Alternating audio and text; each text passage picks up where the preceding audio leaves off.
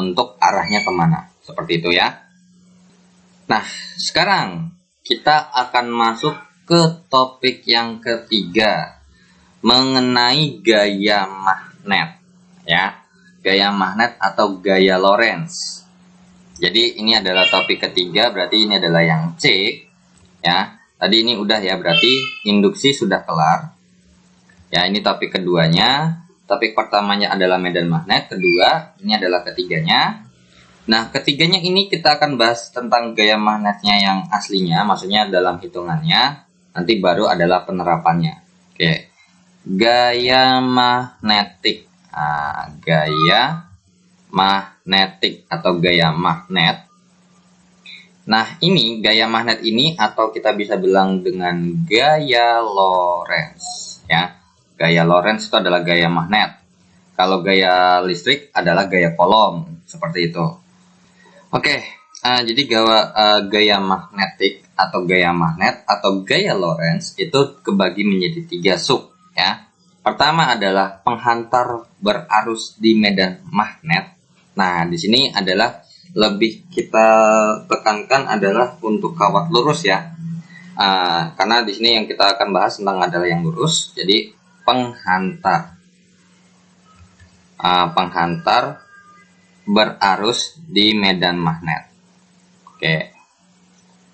Jadi ketika ada medan magnet, jadi ketika ada sesuatu penghantar berarus, kan dia harusnya punya medan magnet sendiri gitu ya.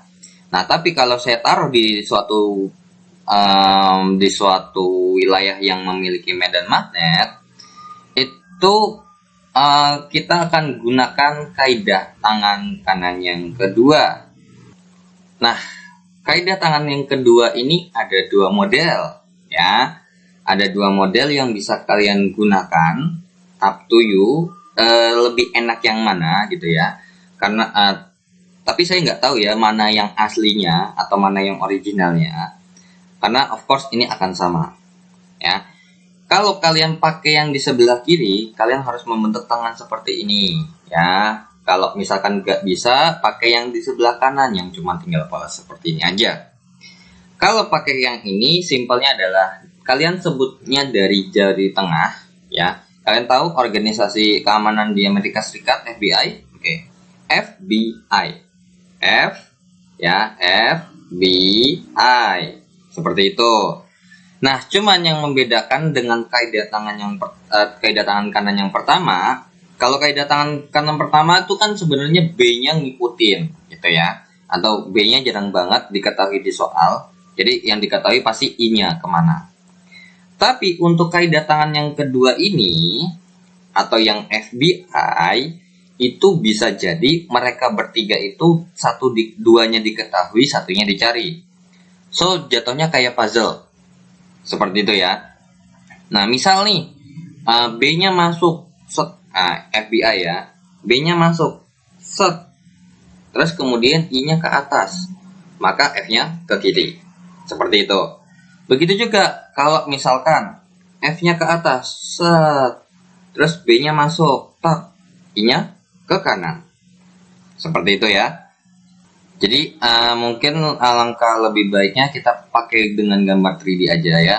Kalau FBI juga boleh. Kalian FBI yang kanan itu juga sama. Cuma bedanya adalah telapak tangannya ini akan menjadi arah F-nya. Ibu jarinya tetap I. Cuman 4 jarinya ini itu arahnya B. Ya. Jadi jatuhnya adalah FBI. Ya. Up to you mau pakai yang mana, karena sama aja. Cuman yang membedakan adalah ya itu tingkat kerumitan membentuknya aja. Kalau kayak gini kan ribet ya. Jadi kalian bikinnya begini aja. Nah, tapi sebelum lanjut, ini ternyata B sama I-nya tuh ada sudut ya, sebesar alfa atau theta juga boleh. Simbol sudut tuh bisa alfa, bisa theta, tergantung lah ya yang bikin. Nah, sekarang kalau misalkan kita bikin berdasarkan gambar 3D-nya ya. Di sini kita pakai kesepakatan untuk nanti soalnya ini untuk sumbu koordinatnya ya. Saya nggak bisa jamin ini adalah sesuatu yang paling benar menurut saya. Cuman ini kalau otomatis ini adalah sumbu X, otomatis ini adalah X negatif, ini adalah Y positif, ini adalah Y negatif. Kalau ini Z-nya adalah Z positif, ini adalah Z negatif. Tapi nanti tinggal ngikutin soalnya aja ya, untuk sumbunya kayak gini, karena bisa aja ditukar X-nya jadi di atas bawah, Y-nya kiri kanan, Z-nya depan belakang. Atau juga Z-nya ditukar kiri kanan, X-nya di atas bawah, Y-nya depan belakang. Kan kita tahu bahwa tadi dengan kaidah tangan kanan seperti ini atau yang ini kan bisa kalian bikin begini, begini, atau begini, ya kan? Bisa miring atau gimana? Nah, jadi kurang lebih seperti itu. Nah, untuk contoh soal yang pertama, ini kita main puzzle dulu aja ya. Kalau misalkan arah B-nya ke sana, ya, arah B-nya ke sana. Kemudian arah I-nya ke kanan seperti ini. Kira-kira arah F-nya kemana nih? Coba. B-nya menusuk, I-nya ke sebelah kanan, maka F-nya akan ke atas. Ya. Kan kaidah tangan kanannya tinggal sesuaikan. I-nya ke kanan, B-nya masuk menuju ke bidang atau menjauhi kalian boleh. Dari kalian ya, menjauhi kalian boleh, atau hitungannya berarti kalau dari saya menjauhi saya. Nah, set. Kemudian arah F-nya atau telapak tangannya kemana? Ke atas kan? Atau kalau kalian mau pakai kaidah tangan yang kayak gini juga sama. I-nya kemana? Ke kanan, B-nya masuk, set, tinggal buka gitu. Atau kalian udah tinggal buka begini, tinggal sesuaikan. I-nya ternyata ke kanan, B-nya ternyata telunjuknya masuk, oh F-nya ternyata ke atas. Seperti itu ya.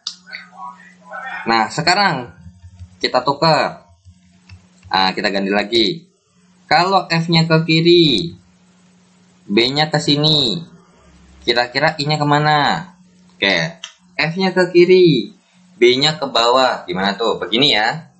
Nah, gimana? Begini berarti, F-nya ke kiri, B-nya ke bawah. Nah, B-nya ke bawah, so I-nya akan ke depan ya, berarti ke depan ya.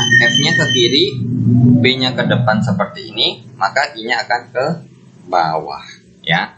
Atau bisa juga begini, F-nya ke kiri ya.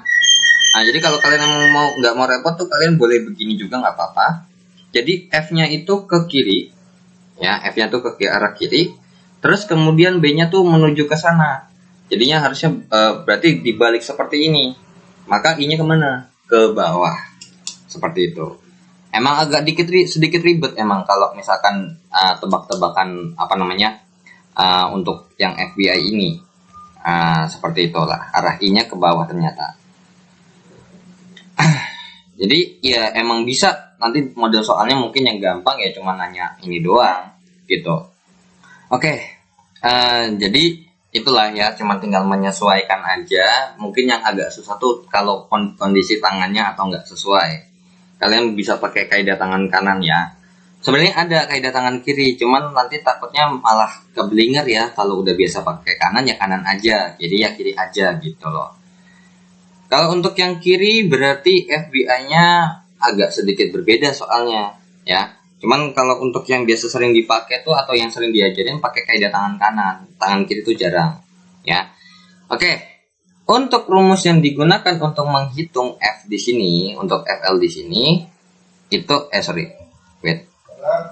ini bukan arah sudutnya bukan di B sama F ya, melainkan adalah B dengan I ya. B dengan I ini membentuk sudut alfa. Nah, di mana untuk rumus untuk mencari nilai F itu, FL sama dengan B dot I ya, B dot I vektor B dot vektor I dikalikan dengan L. Jadinya kita tahu bahwa untuk besar B, kalau B kali B dot I itu adalah BI sin theta ya, atau B dikali I dikali dengan sin alfa dikali L. Jadi rumus untuk FL-nya adalah bil sin theta ya. bil sin theta atau bil sin alfa, up to you, tinggal tergantung simbolnya apa gitu ya. Jadi untuk gaya Lorentz jika ada suatu penghantar di medan magnet adalah bil sin theta atau bil sin alfa. Saya pakai theta aja deh ya. Jadi ini saya ganti simbolnya, ini adalah theta, saya ganti, ini saya ganti theta juga karena saya biasanya pakainya theta untuk sudut, jarang banget alfa. Karena kalau alfa tuh lebih ke koefisien biasanya. Tapi nggak menutup kemungkinan ya, kalau misalkan bisa jadi alfa ya tergantung sama konteksnya, konteks buku yang dipakai, terus habis itu permisalannya seperti apa gitu ya. Karena bisa aja dimisalin dalam bentuk alfa, bisa aja. Karena sudut itu nggak ada patokannya harus simbolnya apa, bisa alfa, bisa beta, bisa gamma ya kan. Soalnya kalau misalkan ada lebih dari satu sudut, nggak mungkin dong kita bikin sudutnya namanya sama semua. Nah, seperti itu ya. Oke, jadi untuk rumusnya ini aja.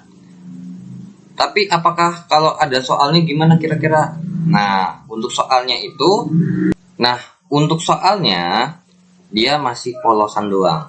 Biasanya ditanya gaya Lorentz-nya jika diketahui B, I, sama L-nya. Nah, nanti kalau misalkan untuk sudutnya harus perhatikan sejajar atau tegak lurus ya. Kalau misalkan sejajar, nah ini nanti akan bisa ada dua rumus baru lagi nih kalau misalkan dirinci banget. Misalkan B-nya tegak lurus dengan I. Yang satu lagi B sejajar dengan I. Of course berarti kalau sejajar dengan I, kalau yang tegak lurus dulu ya, berarti tetanya sama dengan 90 derajat. Kalau di sini tetanya of course 0. Ya udah, kalau kita masukin berarti jadinya B kali I kali L kali sin 90. Maka kalau tegak lurus F bil aja. Tapi kalau sudutnya 0, B kali I kali L kali sin 0, of course F-nya sama dengan 0. Jadi kalau B sama I-nya sejajar, tidak membentuk sudut, of course gaya Lorentz-nya akan tidak ada, alias 0. Oke? Palingan mungkin nanti diganti-ganti, dikasih taunya mungkin gaya Lorentz-nya, nanti I-nya udah ada, L-nya udah ada, ditanya B-nya. Ya, intinya soalnya masih dasar banget lah. Tidak kayak misalkan induksi yang arahnya nanti ada masuk, ada keluar. Gitu ya. Oke. Jadi kalau ini ngebahas tentang satu benda aja, jadi nggak bakal mungkin ada dua benda sekaligus. Oke, untuk yang kedua, nah sekarang untuk yang materi keduanya adalah muatan listrik yang bergerak. Oke, yang kedua adalah muatan listrik yang bergerak pada medan magnet. Bergerak dalam medan magnet. Nah, ini itu akan kalian harus perhatikan ya. Muatan listrik of course akan ada positif dan negatif. Seperti itu ya. Nah, untuk kaidah tangan kanannya, karena ada muatan, ada Q ya. Terus pasti otomatis bergerak punya kecepatan. Of course dia punya kaidah tangan kanan yang berbeda. Kalau tadi kan kalau yang pertama B dengan I saja, yang kedua adalah FBI, yang ketiga adalah F dengan Q dengan V, seperti itu ya. Kalau B-nya F, B, V ya, gaya medan magnet dengan arah geraknya. Nah, kaidah tangan keduanya itu adalah sebenarnya mirip kayak F bil ya, atau yang muatan atau yang pengantar berarus. Cuman yang membedakan adalah I-nya diganti dengan V. Nah, cuman untuk kaidah tangan kanan yang ketiga ini sebenarnya nggak wajib diapalin atau kalian harus ingat, karena sebenarnya bisa diakalin kok ya. Tapi hati-hati, kalau kalian pakai kaidah tangan kayak gini, kalian jangan lupa bahwa kaidah tangan kanan yang ini yang dipakai, V-nya seperti ini ke kanan, itu adalah proton untuk muatan positif ya. Jadi ini untuk yang positif. Kalau yang negatif kemana? Kalau yang negatif akan ke sini geraknya, ya. Geraknya tuh akan ke sini. Jadi ini adalah arah kecepatan muatan. Of course lebih tepatnya adalah positif. Kalau misalkan arah kecepatan muatan negatifnya itu akan ke bawah. Ya, ini kalau negatif. Muatannya ya, muatan negatif. Jadi arah kecepatan muatan negatif. Jadi berlawanan arah tuh, ya. Atau kita bisa bilang kalau misalkan kita tahu bahwa muatan negatif itu adalah elektron ya. Karena akan kebagi menjadi dua, berarti ada muatan positif. Muatan positif itu apa? Proton. Dan muatan negatif itu adalah elektron. Ya, muatan negatif itu adalah elektron. Nah, di mana kita tahu bahwa dari listrik ya, kita belajar kan udah belajar listrik ya, bahwa muatan negatif itu atau elektron itu geraknya tidak sama dengan arah arus listrik. Karena kalau misalkan arah arus listrik itu kan dari positif, dari yang tinggi ke rendah. Kalau elektron kan kebalikannya, dari rendah ke tinggi. So di sini juga berlaku. Muatan negatif itu atau elektron ini akan berlawanan arah, berlawanan dengan arah I. Kalau ini searah dengan arah I. So, nah, jadi kalau kalian tahu kaidah tangan kanan yang kedua atau yang tadi di kawat berarus ya, atau di penghantar berarus, kalian bisa pakai itu untuk menentukan arah proton atau neutronnya, elektronnya.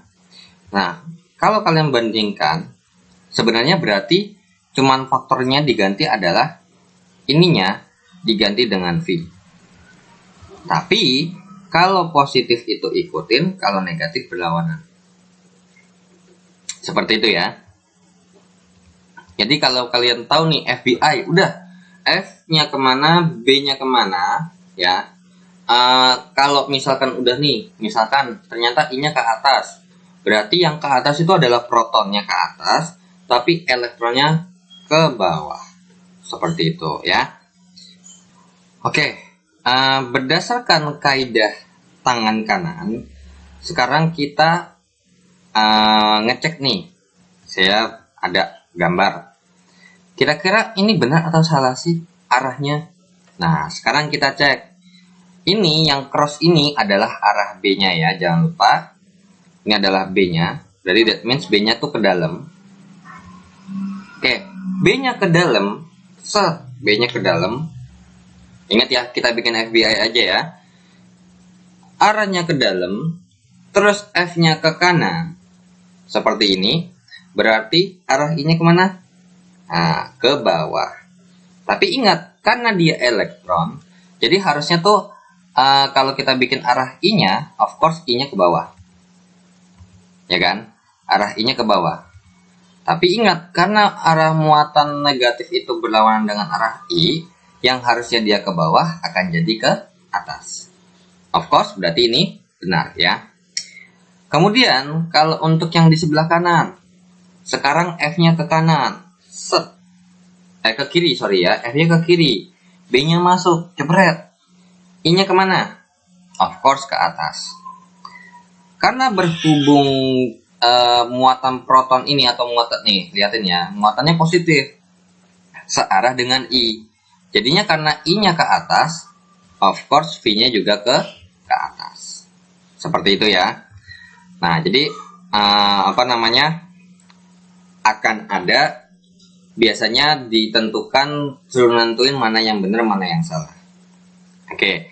Jadi kalian patokannya boleh seperti ini ya. Atau kalau kalian mau pakai FBV juga nggak apa-apa. Harusnya ini I diganti dengan V. Tapi dengan syarat yang kalian pakai untuk V-nya seperti ini adalah kaidah tangan kanan untuk yang positif. Kalau negatifnya berarti berlawanan. Seperti itu ya. Up to you.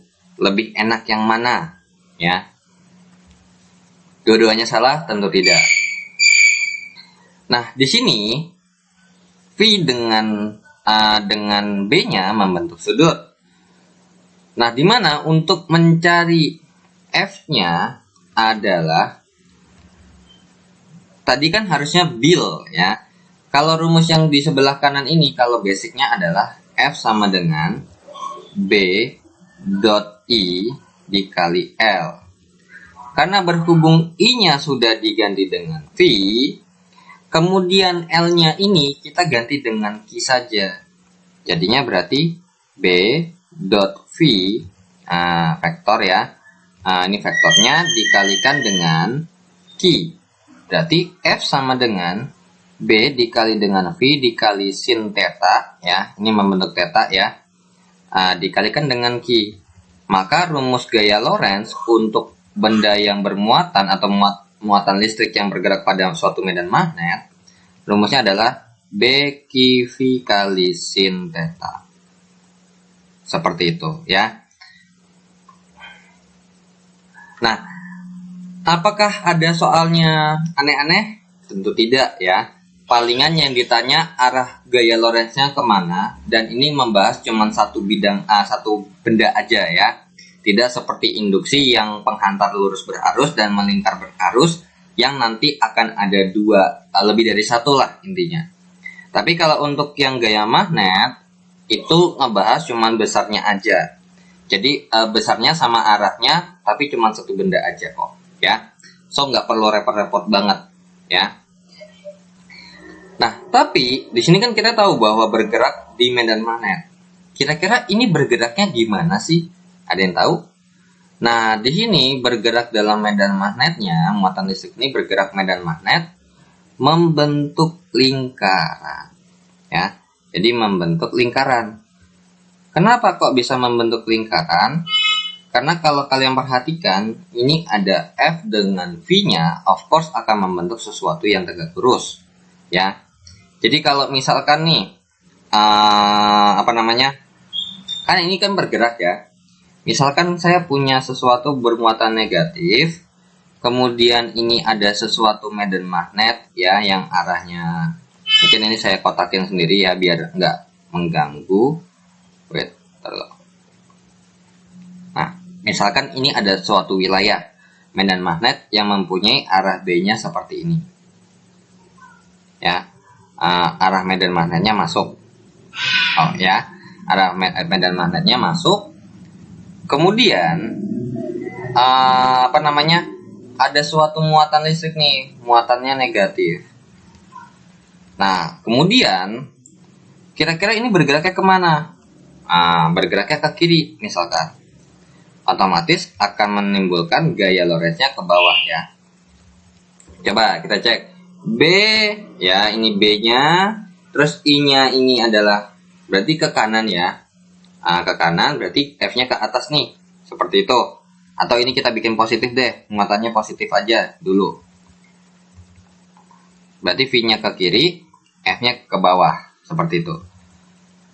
Nah, kalau misalkan dia ada di suatu medan listrik seperti medan magnet seperti ini, maka nanti dia akan membentuk suatu gerak melingkar.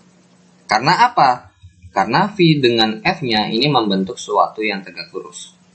Sehingga membentuklah suatu gerak melingkar. Nah, makanya nanti biasanya bisa ditanyakan adalah berapa sih jari-jari yang terbentuk dari gerak melingkar ini? Oke, di sini FL-nya ya. Sini FL-nya. Oke, berarti di sini kita akan bahas secara gerak melingkar ya. Nah, inilah barulah secara konseptual rumusnya. Kita punya gerak melingkar, ini adalah jari-jarinya ya atau bentuknya. Sekarang ini ada pusat lingkarannya di sini. Kemudian di sini ada muatan positif katanya. Ya, ada muatan positif yang arah geraknya ke kiri. Kemudian dia ke bawah ada gaya Lorentz. Toh juga kalau misalkan dilanjutin ditambahin, ini akan geraknya begini. F-nya akan ke arah sana, ya. Kemudian ini juga sama, ini positif di sini, maka arah geraknya tuh ke sana ke kiri. Nah, terus kemudian ada gaya Lorentz-nya tegak lurus atau menuju ke pusat lingkarannya. Nah, berarti di sini kita bisa bilang bahwa supaya dia tidak keluar dari jalur, otomatis akan ada yang namanya gaya sentrifugal. Ini adalah gaya sentrifugal, ya, SG. Tapi ke dalam ini sebenarnya ada gaya sentripetal, ya. Sentripetal. Jadi sentripetal itu ke dalam, sentrifugal itu keluar. Ini pun juga di sini sama, terjadi ke dalamnya ada sentripetal, keluarnya ada sentrifugal. Kemudian ini juga sama, ini ada keluar adalah sentrifugalnya, kemudian ke dalam sini adalah sentripetal. Nah, berarti bisa kita katakan bahwa gaya untuk menahan ini dia tidak keluar dari jalur, berarti besarnya sama. Logikanya kan gitu ya. Karena berhubung sama, ya. Jadi di sini FSG-nya kita berarti bisa definisikan secara vektor. Berarti sigma F-nya sama dengan 0. Berarti FSG gaya sentrifugal dikurang gaya sentripetalnya harus 0. Ini untuk biar stabil ya. FSG sama dengan of course FSP. Nah, di mana Fs jadi itu adalah gaya Lorentz sebenarnya. Ya. Jadi ini dari rumus ini berarti bisa kita kaitkan dengan yang namanya gaya Lorentz ini adalah gaya sentrifugalnya atau gaya sentripetalnya gitu ya. FL-nya ini muncul jadi sebagai gaya sentripetal. Nah, di mana FL ini karena berhubung kita punya rumus BQV aja. Ya, ingat ya. Kalau misalkan dia ini kita bikin secara tegak lurus ya. Jadi secara tegak lurus antara V dengan B-nya, ya. Jadi di sini akan ada rumus jika θ-nya membentuk 90 derajat alias B dengan V-nya itu tegak lurus, of course jadi rumusnya adalah B dikali Q dikali V. Nah, dari rumus ini kita masukkan B kali Q kali V. Sama dengan rumus gaya sentripetal apa yuk? Adalah mv kuadrat per r, ya, per r. Dimana r-nya ini adalah jadi lingkaran. Nah, biasanya dia nanya besar r-nya berapa sih yang terbentuk. Nah, ya udah, berarti kalau kita masukkan berarti ini sama aja r sama dengan mv kuadrat per b kali q kali v. So, tinggal kita coret aja V-nya di sini sisa 1 atasnya. Berarti jari-jari lintasannya memenuhi rumus M kali V per B kali Q. Nah, sehingga kita dapat rumus baru ya. Ini adalah rumus untuk menentukan jari-jari lingkaran atau menentukan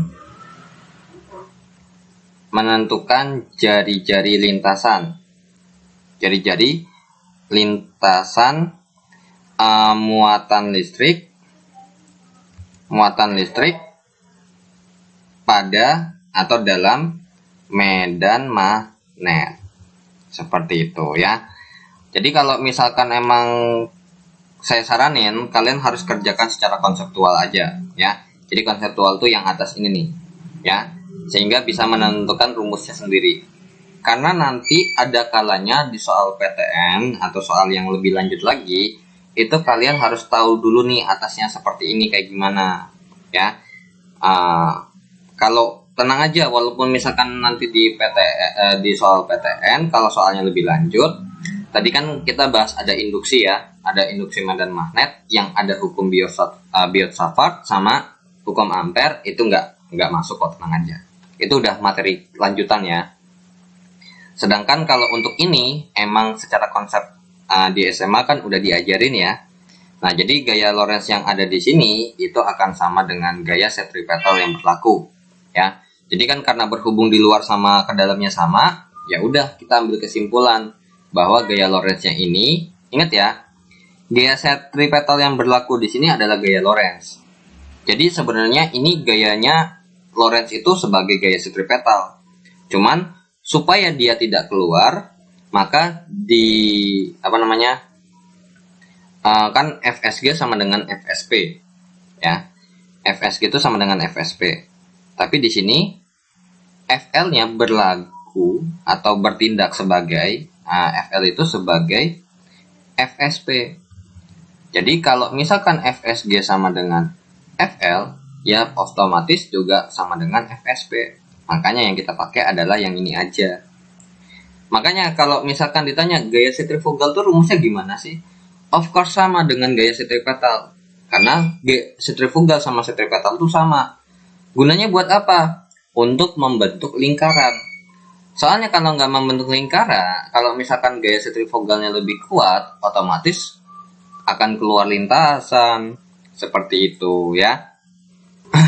Nah, oke.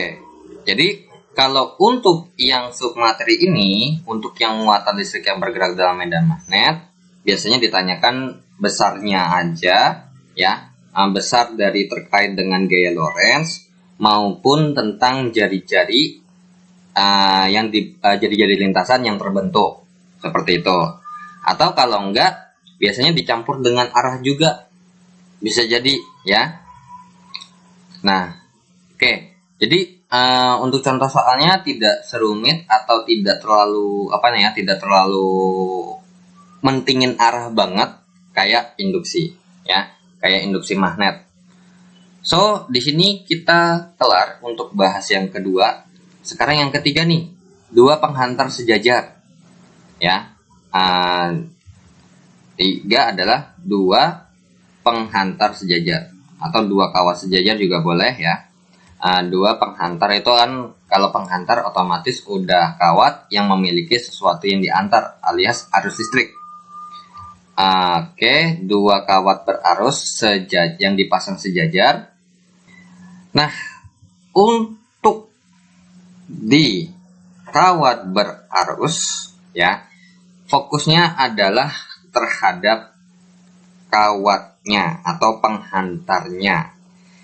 Yang kalian harus ingat adalah jadi di sini kalian nggak usah terlalu kalau untuk yang ketiga ini kalian nggak usah terlalu fokus kepada kaidah tangan kanan, karena kalian harus cukup lihat adalah dua kawat yang berarus ini arusnya searah atau berlawanan. Kalau searah, maka yang akan terjadi adalah terjadi gaya tarik menarik. Terjadi gaya tarik menarik. Misalkan ini I1, ini I2, maka akan muncul di sini sebesar F12 dan ini juga akan muncul sebesar F12. Nah, nanti ini bisa dikaitkan dengan bisa dibikin 3 kawat ya. Nah, jadi inilah yang nanti akan sedikit rumit. Nah, kalau yang berlawanan arah otomatis akan tolak menolak. Jadi kalau misalkan ini I1, ini I2, maka F-nya arahnya ke sini. Ini F12, ini adalah F12. Nah, ini terjadi gaya tolak menolak. Nah, untuk besarnya gimana? Untuk rumus yang digunakan adalah F sama dengan gayanya adalah mu 0 dikali I1 dikali I2 dikali L per 2 pi R. Seperti itu rumusnya ya. Dengan keterangan, of course ini ingat ya, R itu adalah jarak kawat ke titik ya. Kawat ke titik atau jarak antar dua kawat juga boleh ya, jarak kawat ke titik atau ke kawat yang lain.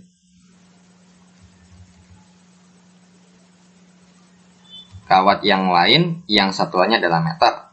Kemudian untuk L-nya itu adalah panjang kawat.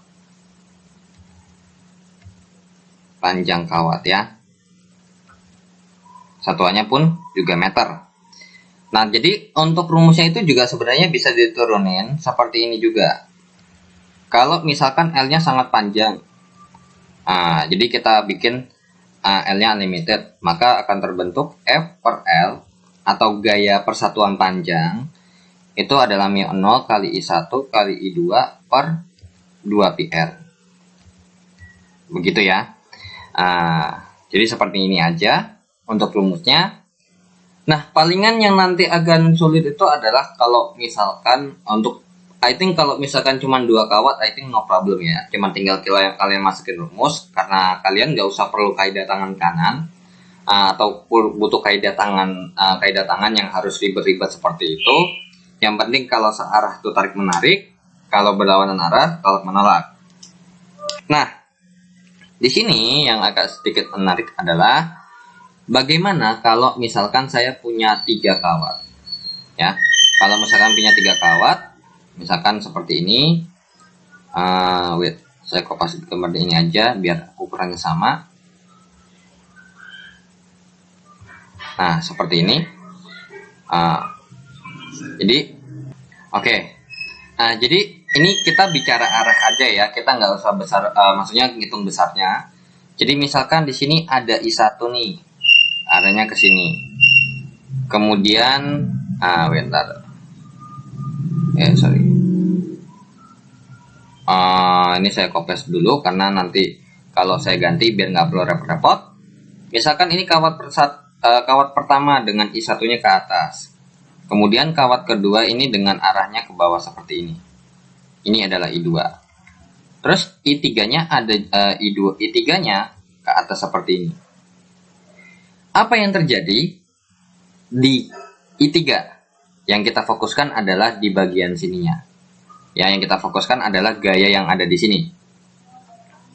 Gaya di sini gimana? Of course, kalau misalkan ini gaya ketiga ini atau di bagian ketiga ini akan mendapat pengaruh dari kawat pertama dan kawat kedua, ya. Karena kan harusnya cuma ada 2 kawat, tapi ternyata ada orang ketiga nih. Otomatis orang ketiganya ini akan tertarik atau akan mempunyai gaya terhadap 2 orang di situ. Misalkan contoh nih, yang I1-nya cowok, terus I2-nya cewek. Ternyata orang ketiganya di cewek nih. Otomatis yang I3 sama I2-nya ini atau yang cewek sama cewek otomatis kan nanti akan berantem, ya kan. Terus yang si cowok palingan harus disuruh ditegasin pilih yang mana gitu kan, selingkuhannya atau orang ketiganya atau tetap dengan pacar utamanya, seperti itu. Ya udah, jadi kalian harus perhatikan I3 dengan I1 dulu, searah enggak arusnya? Searah kan? Kalau searah tarik menarik. Berarti gambar dari 3 itu akan jadi 3-nya ini akan mendekati yang pertama, F31. Ini adalah F13, sama aja. Kemudian si 3 ini juga dapat pengaruh dari yang kedua. Kalau misalkan kawat ini kalau 3 dengan 2 itu kan berlawanan arah, berarti tolak menolak nih. Berarti I3-nya ini akan menjauhi. Berarti kalau menjauhi berarti dia arahnya kemana nih? Kalau 3-nya menjauhi, of course ke kiri. Jadi di sini nanti F32 ini adalah F23. Ya udah, nanti kalau kalian mau menentukan sigma F yang ada di sini, itu tinggal hitung aja F31 ditambah F32. Tinggal menggunakan rumus yang ada di sini. Jadi kalian harus perhatikan arahnya ya. Karena kalau beda arah, otomatis kalau misalkan beda arah kan dikurang gitu kan. Terus juga kalau beda arah arus atau arusnya searah, of course gayanya juga berbeda. Oke, nah bagaimana kalau misalkan ini kita rubah ya. Untuk I-nya, misalkan nih, saya masih gambar lagi nih. I2-nya, ini I1, ini I2, ini I3. Cuman gambarnya saya rubah, saya selang-seling. Ini masuk, ini keluar, alias ini ke atas, ini ke bawah nih. Terus yang ditanya adalah kalau misalkan di F2, atau kita bahas untuk yang I2 deh, ya gantian. Bagaimana gayanya? Kalau Oke, ini yang akan kita bahas adalah I2-nya ya. Dampak yang diterima I2 tuh gimana sih? Oke. Berarti I2 ini akan mendapat dampak dari I1 dan I3. Oke, berarti I2 dengan I3 karena berlawanan arah arusnya, of course tolak menolak. Berarti di sini akan terjadi F23, ini akan terjadi F32. Kemudian kalau misalkan dari I1 karena searah, of course dia tarik menarik. Nah, berarti di sini adalah F21, kalau di sini adalah F12. Nah, berarti kalau untuk menghitung delta F atau sigma F ya, sigma F di kawat kedua, maka sama dengan F23 dikurang F21. Ya, nanti lebih kuat yang mana? Ya, nanti hasilnya kan kalau lebih kuat F21 hasilnya minus nih, artinya ke kiri. Tapi kalau lebih besar yang F23, of course dia akan ke kanan, ya. Kemudian kalau misalkan kita bahas dari segi yang ini nih, ya, dari segi dari I3, ternyata I3 ini memperoleh dari I2 dan I1. Kalau dengan 2 sudah dijelaskan di sini akan tolak menolak karena berlawanan arah arusnya, maka F32-nya ke kiri, alias dia 3-nya bergerak ke kiri menjauhi dari I2. Terus kalau dengan I1 gimana? Berlawanan arah juga nih, berarti tolak menolak. Berarti I3-nya kalau dari I1 akan bergerak ke kanan, maka arah F-nya akan ke kanan. Ini adalah F31 dan ini adalah F13. Ya udah, berarti sigma F di posisi ketiga itu akan setara dengan F31 dikurang F32, ya. Kemudian untuk yang terakhir, untuk yang di I1 bagaimana sih? Nah, kalau yang di I1 ternyata udah nih. Kalau berdasarkan yang ketiga, kan I1 nih berarti atau kawat pertama memperoleh dampak dari kawat ketiga dan kawat kedua. Kalau kawat ketiga karena berlawanan arah dia tolak menolak, berarti kalau terhadap I3 dia menjauh, makanya dia ke kiri. Kalau terhadap I2, terhadap yang kedua karena searah dia tarik menarik alias mendekati, maka I2-nya akan bergerak mendekati, I1-nya akan mendekati yang kedua, maka arahnya ke kanan. So di sini kalau misalkan ditanya sigma F di 1, maka F12 dikurang F13. Seperti itu ya. Nanti palingan ditanya kalau misalkan ditanya gaya yang disebabkan atau gaya yang diterima oleh kawat berapa. Nah, nanti cuma tinggal kalian hitung aja nih. Kalau berarti alias kalau suruh ngitung F12 itu sama dengan F21, berarti mu 0. Nah, biasanya ini nggak ada panjangnya ya. Karena panjangnya sama, biasanya dimasukinnya pakai rumus yang per L nih. Jadi F21 sama F12 itu sama dengan mu 0 kali I1 kali I2 per 2pi jarak ke 1 dan 2. Terus kemudian F13 sama dengan F31. Ingat ya, per L. Maka jadinya mu 0 kali I1 kali I3 per 2pi R1 dengan 3. Terus kalau F23 atau F32, nah, of course jadinya mu 0 kali I2 kali I3 per 2pi R2 dengan 3. Jadi jarak kawat kedua dengan kawat ketiga. Nah, seperti itu ya. Oke, sekarang untuk masalah perhitungnya, gaya tentang perhitungan gayanya beserta rumusnya sudah kelar. Dari pengantar berarus, ya lurus, kemudian muatan listrik yang ada di medan magnet, kemudian antara dua penghantar sejajar. Oke, sekarang kita masuk ke poin yang keempat atau yang D, itu ada kaitannya dengan penerapan. Penerapan gaya Lorentz ya. Penerapan gaya Lorentz. Oke, untuk penerapannya ada 3. Tapi sebenarnya ya I think 3 ya. Yang sejauh ini berdasarkan yang ini. Pertama galvanometer. Nah, tapi di sini kita nggak bicara secara detailnya. Yang penting tahu galvanometer, kalian tahu bentuknya, terus abis itu kira-kira di dalamnya apa aja sih gitu. Oke, Jadi ini adalah galvanometer. Ya, galvanometer itu untuk galvanometer itu sebenarnya kita bisa bilang alat untuk mengukur atau mengetahui, ya, mengetahui keberadaan arus dan beda potensial yang kecil, ya, yang kecil. Jadi kalau misalkan galvanometer nih, kalau kita mau ngukur arus sama misalkan arusnya ke sesuatu yang besar, of course tidak bisa dipakai, ya, karena komponennya masih cukup sederhana. Jadi biasanya nanti yang akan terjadi galvanometer tuh sebenarnya paling utamanya nanti dia akan ke tengah, ke titik 0. Itu utamanya, dia diam sebenarnya. Cuman nanti ada kaitannya galvanometer itu dalam mengukur nanti induksi di kawat berarus yang nanti kita masukin magnet atau kita jauhin magnet. Nanti dia akan geser. Jadi lebih ke situ aja sih. Nanti dia dari 0 bisa arahnya minus atau plus. Bisa ke kiri, bisa juga ke kanan. Seperti itu, ya. Ini pun juga sama, bisa ke kiri, bisa ke kanan. Beda dengan ampermeter atau ohmmeter atau voltmeter yang start dari posisi 0-nya di kiri.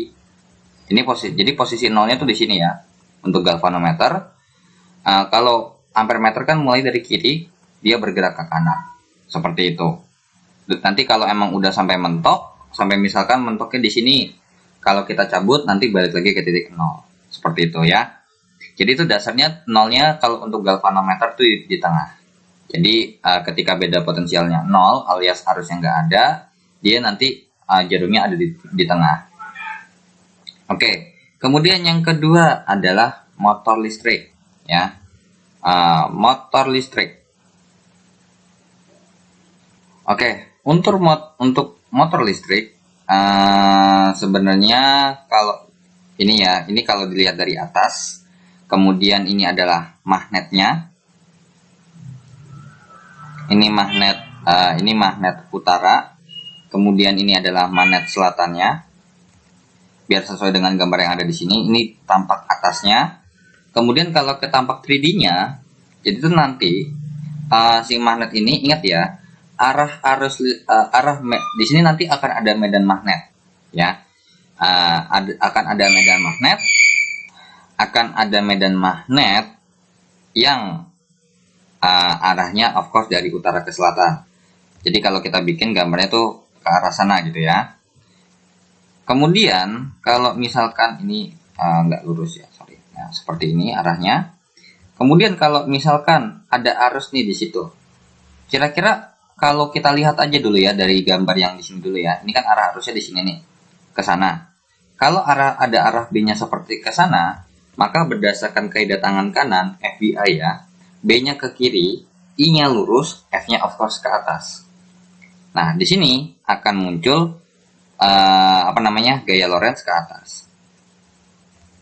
Kemudian kalau di sebelah yang di kanan di sini, maka karena berhubung arusnya mendekati kita atau ke kiri gitulah, terus B-nya ke kanan sana, B-nya ke kanan sana, terus I-nya itu ke kiri, ya, atau bisa ke depan begini juga boleh, atau ya intinya yang penting B-nya tuh ke sana, ya, I-nya tuh ke sini, F-nya of course ke bawah.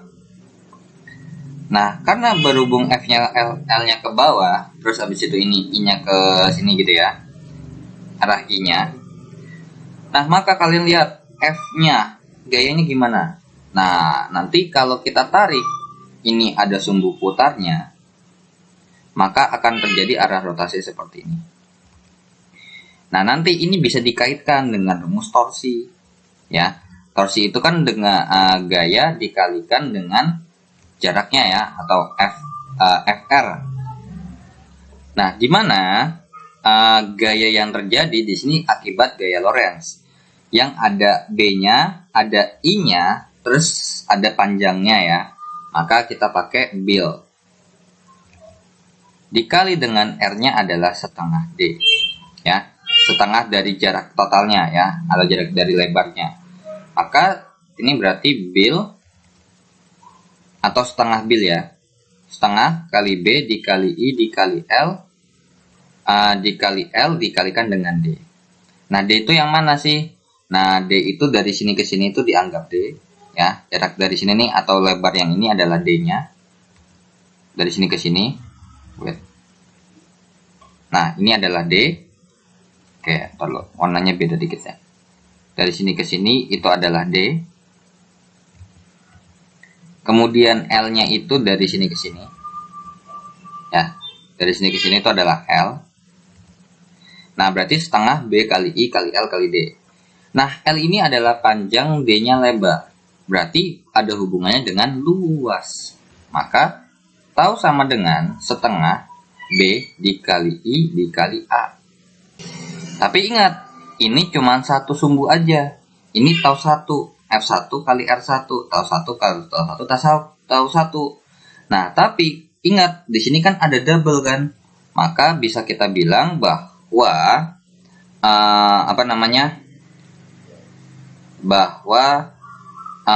totalnya atau sigma taunya, of course sigma tau sama dengan tau 1 ditambah tau 2. Jadinya satunya di sebelah kiri sini, duanya di sini. Berarti sigma taunya sama dengan setengah kali B kali I kali A tambah setengah kali B kali I kali A. Karena kan searah ya, makanya ditambah. Maka sigmanya atau tau totalnya itu setara dengan B dikali I dikali A. Tuh, ketemu deh. Bagaimana kalau misalkan ada kumparannya? Ya udah, kalau misalkan ada banyaknya N, ya tinggal dikali kan. Sigma tau sama dengan B dikali N dikali I dikali A. Udah. Kalau misalkan kita tahu bahwa kan sebenarnya kan ini bil sin theta ya.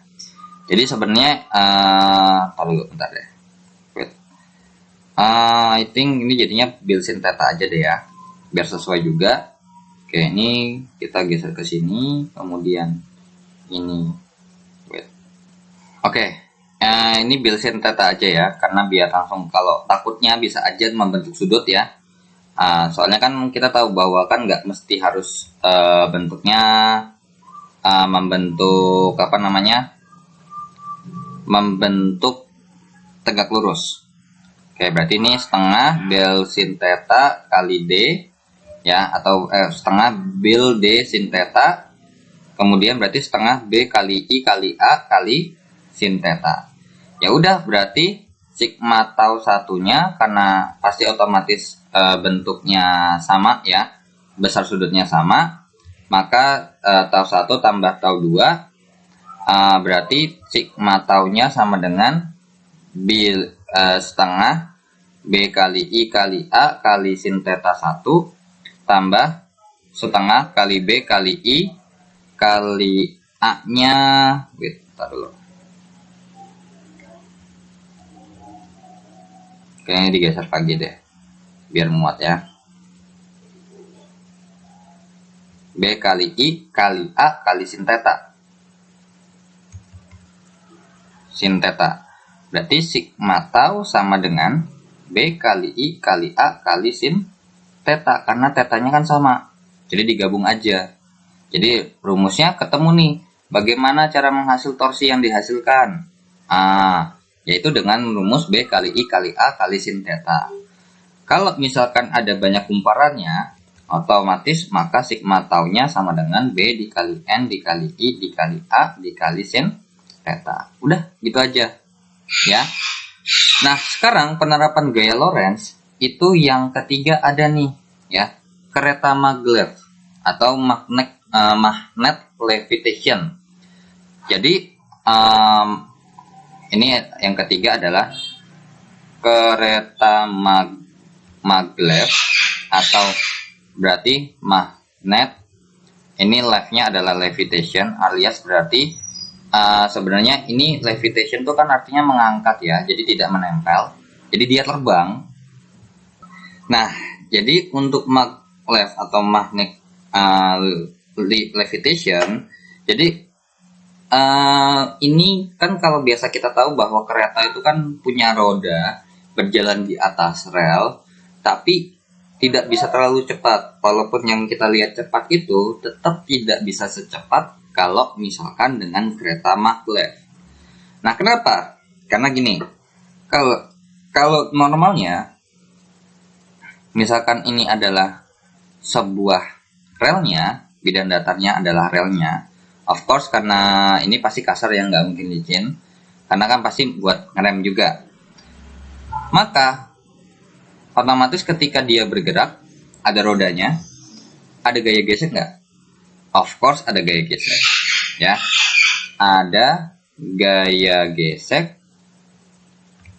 gesek, ya, karena bersentuhan.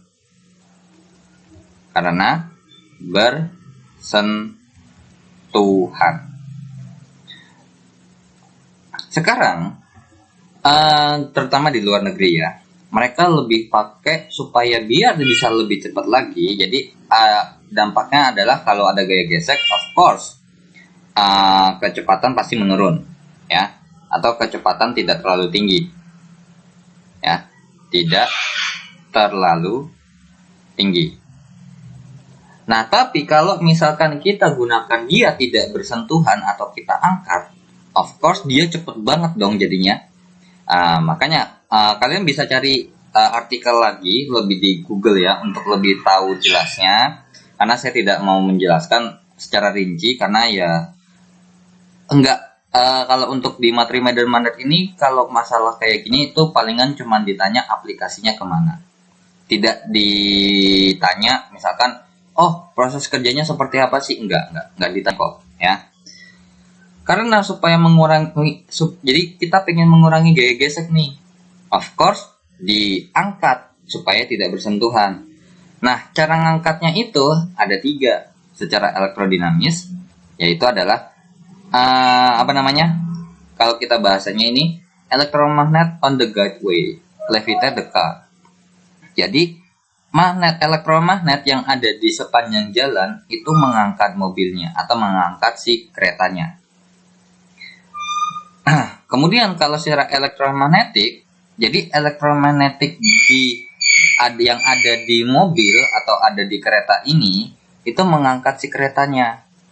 Tapi kalau in the track alias di tracknya, maka magnetnya ini yang akan mengangkat keretanya itu sendiri. Seperti itu ya. Nah, kenapa kok bisa mengangkat? Padahal kalau misalkan kalau magnet kan ini ya, ada tarik menarik, ada tolak menolak. Kenapa kok bisa keangkat? Karena kalau misalkan kalian perhatikan, ini tuh magnetnya itu terdiri dari beberapa banyak magnet yang superkonduktor atau superconducting magnet, alias dengan magnet dengan kekuatan besar. Karena kalau magnetnya kekuatannya kecil, of course nggak bakal bisa mengangkat sesuatu yang begitu berat. Nah, karena kita butuh yang berat, maka kita butuh magnet yang kuat. Nah, supaya dia mengangkat, otomatis ini magnetnya harus tidak senama. Makanya kenapa kalau kalian lihat itu selang-seling, ya. Jadi sebenarnya ini kita bisa bilang kenapa dia mengangkat, karena terjadi ada kutub yang senama. Tapi aslinya nggak bakal mungkin dong. Masa di sini netral utara terus, di sini selatan, di sini utara. Nah, jadinya pasti selang-seling nih. Makanya nih. Jadi kenapa kok dia bisa melaju lurus? Karena apa? Ketika misalnya nih, di sini ditolak dia tolak. Ya kan dia tolak, harusnya kan mundur. Cuman dia kita bacanya maju ya. Dia tolak lagi, terus abis itu ketika lanjut lagi dia maju.